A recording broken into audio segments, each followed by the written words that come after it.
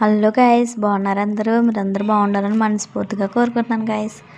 చూసేయండి గైస్, ఈరోజు వీడియో ఏంటో మీరు చూసేయండి. నేనైతే పులిహోర చేస్తాను గైస్. పులిహోర అంటే మా ఇంట్లో అందరికీ ఇష్టం. అందులో మా హస్బెండ్కి, మా ఇద్దరికి చాలా చాలా ఇష్టం అనమాట. అసలు నేను ఎలా చేసినా సరే అది చాలా బాగుంటుంది. నాకు మాత్రం నచ్చదబ్బా, ఎందుకో అర్థం కాదు. నాకు పెద్దగా పులిహోర అంటే ఇష్టం ఉండదు. బిర్యానీ అంటే చాలా ఇష్టం, కానీ మా పిల్లలకి అండ్ మా హస్బెండ్కి అంటే చాలా చాలా ఇష్టం.